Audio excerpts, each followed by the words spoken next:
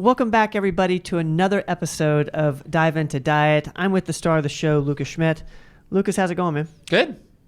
I'm excited about today's topic because this is something that I want to get better at. I'm sure a lot of our listeners/watchers are wanting to learn more about. And I'm looking at the menu of your services. Yes. And it says weight loss, muscle building, and diet assessing under the consultations. I want to talk about muscle building today. Okay. And specifically, I know this is a journey that you're on currently. Active, yeah. An currently. active journey right now. You're trying to build muscle. So I thought a good topic for Dive Into Diet would be like, walk us through what you're doing to build muscle on yourself. Yeah. I eat 12 pounds of beef. I'm just kidding. I don't do that. Okay.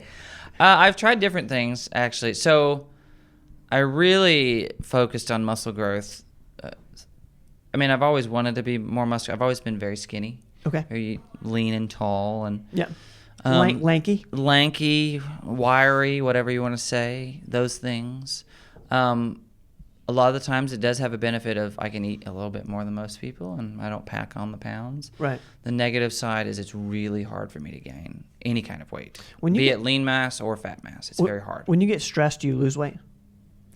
I don't know. When I'm nervous or anxious, I tend to eat less. I don't eat much. Okay. And if you're trying to gain weight, you shouldn't do that. So gain muscle. So building muscle takes a ton of work for your body. It takes work nutritionally and physically. So there's two components, and they're both important, crucial to the process. My interest in gaining muscle increased dramatically this past spring. I had an appendicitis. A ruptured appendix, and the hospital stay was extensive. It was almost 12 days. And I got some bowel paralysis that happened, so I couldn't eat. I went like 8 days without a full meal. They were pumping glucose into my IV to keep something, but essentially I didn't eat. So I dropped 14 pounds in under 2 weeks. Jeez. And I was already lean. I was at about not a 10% body fat when I went in the hospital. You did not have 14 pounds to lose. I didn't have it. It was muscle. I lost it was all mostly muscle. Yeah. I looked very different when I left. Because you're pretty much naked in the hospital all the time under the little gown. So you go to the bathroom, you see everything, and it was just very disheartening. Yeah. Because I saw myself daily wasting away. And so I really took an interest as I want to recover quickly. I want to gain back and then some. So there's a couple things I've tried. So I guess we'll start nutritionally. Nutritionally, unassisted meaning without the use of like a peptide or something like that, which we'll talk about that in a second. Just based on food. You want to have a surplus of certain things. Okay. So it's not impossible because there are always exceptions. Generally, the recommended procedure for gaining lean muscle is you do want a little bit of a caloric surplus. Okay, I don't track. Can you? Calories in the day. Surplus meaning, so you have a calorie. Most people have a calorie amount that they're going to lose weight on, like if they're under a certain number. And then they have a calorie amount that they're not going to gain or lose on, maintenance. And then they're going to have a caloric surplus where they're going to gain weight, fat or muscle. Okay. So I'm not saying you have to be in a caloric surplus to show any muscle. A lot of times you lean down and it looks like you're buffer than you are just because you lost some fat and you can see the muscle underneath. But generally, you need a little bit of a surplus so your body's got something extra to work with so it can produce more tissue. Got That's it. sort of, it's like you want lumber supplies to build the house, so you need to have a few pieces of extra lumber if you're going to add a porch to the front of the house, metaphorically speaking. Got it. So I like to get that in the form of protein because it's a lean source. Protein is generally good for the metabolism. It makes you feel full. It's satiating, and I like protein. So Yeah. I like chicken. I like beef is my favorite animal protein, taste-wise. I guess nutritionally, fish would be, but fish gets old for me, so I have to alternate. But there are other sources. You can eat beans and vegetables. You have to eat more of them.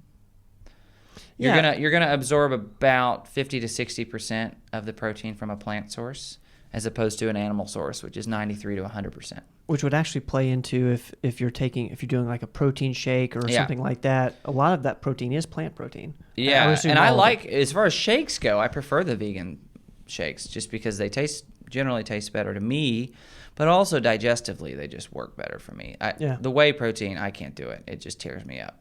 It gives me canker sores, bloats me. It makes your TMI, but it makes your poop really hard, like a rock, and you get gas sometimes. Whey protein is very, it forms a hard digestive mass when you're digesting it, especially, it's cow, typically it's from a cow's milk. Whey is a dairy form of protein, so it's present in dairy products, and that's what they make whey protein shakes from. So whey and casein don't agree with me, and they're kind of inflammatory, and they can cause digestive upset, so I don't use them. But they are they absorb better. Whey protein is, to my knowledge, the most it's called bioavailability. How much of it is your body going to keep? The most bioavailable form of protein is whey. That's why it's the most popular. Over like getting it from beef or something like that, or whey? I think so. Yeah, it's just your body uses it up very efficiently, but there are consequences. So that's not my favorite. If I use a protein shake, I actually haven't been using them lately, but it's vegan. It's a mixture of different sources to make up that protein. Okay. But even so, you'd probably need to drink a little more. So like 22 grams of whey versus 22 grams of pea protein or bean protein is not the same thing. Got it. On paper it is. On paper it is, but in your body it's not. Your body generally doesn't absorb all of that plant. So you can just have more of it. Got it. To kind of compensate for that. So, 50% of 40, yeah, you're up to 20 something. How are you calculating how much protein you're taking? I don't have like a, if I maybe I decide next year to get super, super like obsessive about it, I'll start tracking that. I kind of keep a rolling bank in my head. I try to aim for a general number is all, because you learn how many grams are in, luckily protein shakes, it tells you on the thing how many grams are in a serving. Yep. So you can go, okay, scoop, 22 grams of protein today. There's 22 in my daily bank. My daily bank total that I aim for is over 100 grams a day. Interesting. I try. And that's because I'm in a building phase. I want to build. So I'm trying to get a surplus of protein. And I'm kind of imagining that is work, like to get to 100 grams of protein. Yeah, it can be. Yeah, especially if you're like a vegetarian or vegan, it's extra work. Yeah, you're eating all the time. You're eating a lot of plant sources of protein, especially since you're not absorbing all that protein. So not saying you can't do it, and if you love to eat, go for it, but be mindful of calories. So a lot of plant sources of protein are also high in calories, like nuts. They're real high in calories and really high in fat. So if you're like, yeah, I'm going to get 120 grams of protein today from eating peanuts, we've got a problem. That's a problem. You want to have some variety. Okay. Beans are a great source. Flaxseed, hemp seed, those are great sources. Any type of bean? Or like anyone? Generally, yeah, as long as you can tolerate them. Yeah. That's the thing. Beans can be rough. Lentils are a great source. And beans are generally glycemic friendly, so they're not spiking your blood sugar. They're slow burning. They're going to make you feel full. Yeah, there are a lot of advantages to beans if you can tolerate them. There are some people that absolutely can't eat them because they bloat up and they feel sick. So I'm hearing that you're really focusing on protein as far as like the way you're eating. Yeah, my typical day, I eat some animal products. I did an experimental, we talked about modified carnivore with some fruit and stuff added in. At that time, my day was a pound of ground beef, grass-fed ground beef every day, 5 whole eggs cooked, probably half a pineapple or 2 to 4 bananas, 2-3 apples, and usually a can or 2 of tuna every single day. God. It was a ton of food. It was a ton of protein, too. I lost weight eating all of that. I don't know. You'd think that you wouldn't. And a lot of people actually do the carnivore to lose weight, don't they? Yeah, I wasn't trying to lose weight. I thought, you know what? I'm eating all this fruit, so I won't go ketogenic. I'll get sugar. I'll gain, pack on. I was lean. I didn't lose muscle weight. I kept muscle weight, and I probably gained a little bit, but I leaned down more than I was like, woo, melting away here. And I was eating. 1 pound of ground beef is so much protein and fat. It's like tons. So I'm not in that anymore. So now I mix it up. I'll eat beans, probably, I don't know, maybe a cup or two. It's quite a bit. Okay. I can tolerate beans, so I eat those. I usually make pasta it's made out of lentil flour, Yep. pure lentil, high in protein and fiber. And then I'll eat some tuna. Still eat some red meat, not every day. Not every day. I eat a couple eggs, probably. So kind of a balanced, clean diet. I just try to, the other thing, it's not really nutrition, supplement-wise, is I make sure I get enough electrolytes, so like magnesium, things Yep. so I'm functioning well in the gym or when I'm exercising. But I have tried, for disclosure, I've tried two different peptides associated with muscle growth. And Robin is the peptide expert here, so if you want to learn about peptides, you can go on her. You've done plenty of shows about peptides. We have, right? and what we'll do, guys, in the description, we'll put a couple episodes of Explain This, where Robin's talking about Samorlin and BPC 157. And I'll mention the ones I've done. So Samorlin's the first one I tried, and I tried it sublingually with the troche. It's a little square. Okay. And the creators of Samorlin or whomever sells it say you can expect results in about like 3 months. Okay. I started seeing results in 3 weeks. Wow. 3 weeks. Now, maybe it's because I'm very skinny and lean naturally, so any change I'm going to notice. Right. And at first I thought, is it just me? Because I see myself every day and I'm looking for change. Sometimes we can kind of fabricate. No, I actually had a few friends who hadn't seen me in a while. They were like, what are you doing? They were like, because I like at the theater rehearsal, I'll wear a tank top if we're dancing because we get hot. So you can see my shoulders and stuff. And one of my friends, she's very blunt with me. She's like, what are you? And she's like kind of like playing around. She's like, look at your cute little arms. They're getting bigger. And shout out to Lorianne. And no, so I was like, oh, somebody, okay. So somebody who hasn't seen me in a few weeks or month has noticed a sudden change. And that's a very quick turnaround. Very quick. I'm not a couple promising weeks. that from a peptide, but for me, it started working. I finished 2 months of that, and I have a low attention span. So I was like, Andy, what's something better, stronger? I want something strong. And I do my own research, and it's CJC 1295 mixed with ipamorelin, ipamorelin. There's different pronunciations I've heard. It's a mixture of 2 peptides. And what peptides is just protein, a chain of protein, amino acids. It goes in and it signals your body to do something. Yep. It's not like a steroid. I would never inject anabolic steroids to grow muscle.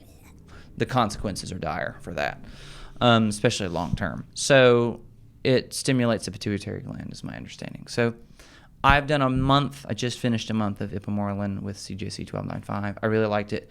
Got over my needle fear. I've been injecting myself, which is a huge deal for me. I stood there the first time just staring at it, an inch from my skin for like 2 minutes straight, just silently going, You're going to do I it. can't do this. And then I did it. It's fine. So I've done those, and I have enjoyed the benefits greatly of those. I've gained muscle weight. Did you? I'm assuming the ipamorelin is a stronger version of like a Samorlin? Yeah, that cocktail. Yeah, so the CJC mixed with ipamorelin is a much more potent reaction. Did you notice that? Like, is that what you saw? It's probably too soon to say. Okay. Comparing the two, I can feel when it's entering my bloodstream. Interesting. It's not a strong feeling, but I oddly enough felt it in my neck. Interesting. I don't know what that was. It's not blood pressure. I checked it. So it wasn't, because at first I thought, oh my gosh, is my blood pressure, am I going to explode? So I checked my blood pressure. It was fine. It wasn't anything like that. It was just, and I'm not a doctor. I'm not telling you to take peptides. I'm just giving you disclosure for what I've tried. Yeah. So if you want to take a peptide, ask your doctor. But I recommend them for muscle growth if you're interested in it. But you have to so technically peptides are over the counter. You can order them without a prescription. It's wild. But I'm not going to order something that I inject into my body like without a physician and like, yeah, it's fine. This brand's great. We've used them, or a pharmacy made this, Don't go online and think, oh, look, a $10 CJC regimen. No. You get what you pay for, and $10 will get you water injected into your body. It's a pricier version of Samorlin, but I have enjoyed the benefits. And the nice thing I've noticed with peptides is you build the muscle. It's not like you have to stay on the peptide. It's not like, oh, if I don't take this next month, my muscles are going to deflate. Right. No, I built the muscle. As long as I continue to exercise, the muscle will maintain. Well, So that, I guess, blends us into, you're going to ask me something that could. Well, I'm going to ask about the exercise Yeah, portion because, I know they all go together. They do. You can't gain muscle, exercise it without doing the eating part. I feel like there's this, I don't know, I could be wrong, but I think some people think, I'm just going to eat more protein and drink protein shakes and I'll be better. If you don't stimulate that muscle, it's not going to change. Right. Not saying protein shakes are bad for you if you're not exercising. They're a better alternative to junk food. And it's great to get an ample amount of protein if you're active, but you got to stimulate the muscle. You have to break it down. Yeah. You can't just expect to grow. And a peptide won't work either. A peptide might help you lean down a little bit naturally, even if you're not exercising, because you're stimulating growth hormone. But you're not going to grow the muscle if it's not being signaled to. Got it. So you have to put resistance against the muscle. You're essentially, when you're exercising, you're telling your muscle, in the future, I'm going to do this again, and I need you to be better prepared for it. Ooh, that's a good way of describing it. Every time you move weight and you have struggle and you're doing micro tears in the muscle, not like tearing it fully, but microscopic tears. And your body's going to go after the fact. It's going to go, man, that was rough. I don't want it to be that rough again.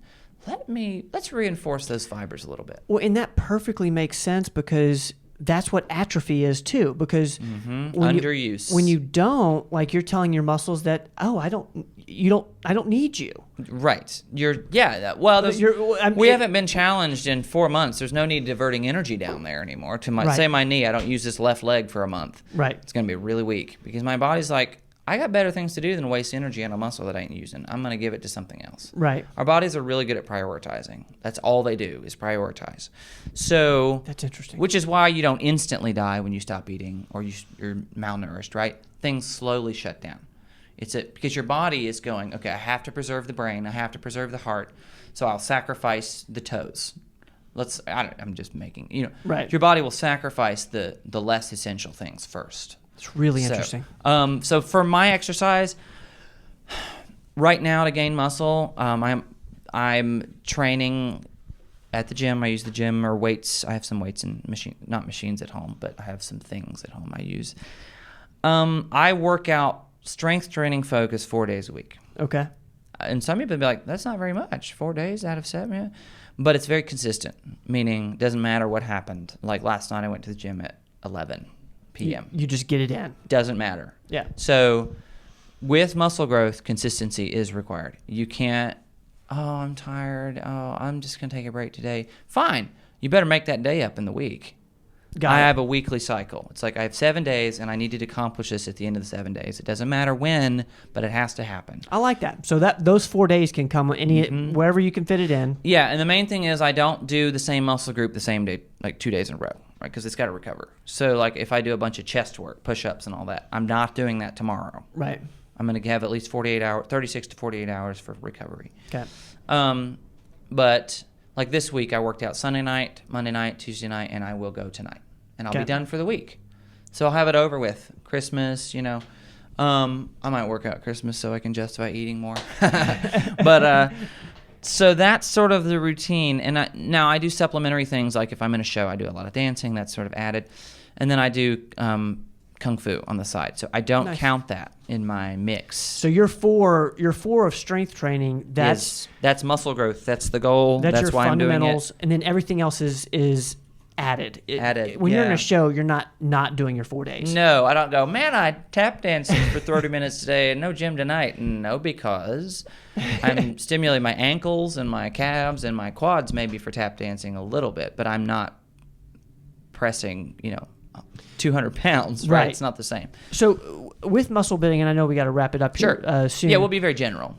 So give me your core exercises, and then give me, because I know you got to push yourself resistance rise. It's not, I've been doing a lot of push-ups and pull-ups, but I'm not adding weight. There's limits to that. So, okay, I'll give you the overarching principle. So there's a principle in the training world called progressive overload. I don't know if you've heard that before. I have, but don't know what it means. So progressive overload is essentially let's just choose an exercise. Say I'm choosing curls, bicep curls, okay? This is just one example. It's a very oversimplified example. You choose a staple exercise, a bicep curl. I want to grow my biceps. So what I do is I start with whatever weight I can lift about 8 times before I can't lift anymore, like reps. So I'm curling 8 times, right? Oh, I can't pass 8. That's a good start. That's a good weight, right? I can accomplish 8. You're going to do a couple sets of that in your workout, 3 to 4 sets of that specific exercise, right? 8 reps each time. It's going to get harder. Now you rest in between. Enough rest till you can do it again. Do that 2 weeks, 2 to 3 weeks. That's progressive overload. Okay. The overload part comes here. Okay. After I've adapted to that weight, and now maybe week 2, I'm like, you know what? Maybe week 3, everybody's different. You add about 5 pounds to that weight. So say it's 20 pounds to start. And you're still at that 8. Yeah, 8. I like 8 reps. Some bodybuilders do 6, but super heavy, right? So there's a. It depends on how specific you want to get. This is a very generalized principle, and there's a lot of nitty-gritty to it if you want to get. We could do another podcast on it, but that's a principle. So once I've adapted to this weight, the next time I do the same exercise the same way, I add a few pounds to the weight that I'm lifting. Got it. So now I'm doing the same number of reps, but I'm stronger a little bit. Got it. And you continue to do that until you're curling a lot heavier weight. It takes a very long time to do it the right way. The big thing is choose your staple exercises and you be consistent about it. And there was this old training style called muscle confusion where supposedly you built more muscle if you confused. It's kind of pseudoscientific. It's not really based in a lot of reality. You really should just add weight. Add weight, or there's other things you can do. Time under tension. How long am I like typically, so if I lift up, when I'm lowering, that's a great time to add because we're stronger that way. It's eccentric. We're coming out of the contraction. Okay. You actually build the most muscle coming out of your contraction. So you could curl up for a second and then go down for 3, slow that down, put the brakes on. You could add weight. You could increase the time and time under tension like that. There's all kinds of variables. You can add reps. If nothing else is working, you can add reps. So that's progressive overload. So we start with a weight. We pick a staple exercise for that specific muscle group. And gradually, not quickly, we add little by little weights to where we can continuously do the same number of reps, but each time the weight gets heavier. Okay. So that's sort of the principle I'm applying. I have my routine. My routine right now is one day I do chest, shoulders, triceps, quads, basically the pusher muscles, all the muscles that push. The push exercises. My quads push and extend my legs. My triceps and shoulders and chest all work together to do push-ups. So I'll do a bunch. So I do one day of that. Then I do a day of pullers, biceps, back, low back, hamstrings, and butt. Okay. Now the butt's kind of a pusher too, but I include it with hamstring because all those exercises kind of work together. And then calves. Calves is its own thing. It's another leg thing I do on that day. And then I do that again the next 2 days. Super interesting. Simple, very simple. My workouts take about an hour. I don't rest a lot. So I build a circuit. So I do a chest thing, a quad thing, a shoulder thing, a tricep thing, whatever. I go through it, and then I don't put a rest period typically. I just keep circling. Got it. The rest period is when I'm working another muscle. Got it. Now, that's not always best. If you're doing incredibly heavy weight, you need some rest periods. Like if you're barbell squatting tons of weight, do your 5 reps and then stop. And just keep, that's for safety. You do not want to go into one of those things exhausted, right? You load up 300 pounds on your back and go down into a squat. If you can't get out of it, you could get bad hurt. News, right? So always rest if you're doing incredibly heavy weight. But I kind of I'm in a mid tier. So what we're gonna do, because we have a hard stop here. I want to do another episode on that. I'd love to. You could go so deep, and I know that's gonna help a lot of people. Mm-hmm. But man, I really appreciate the time today. Yeah, it's getting been great. Another episode in, guys. I hope this helped.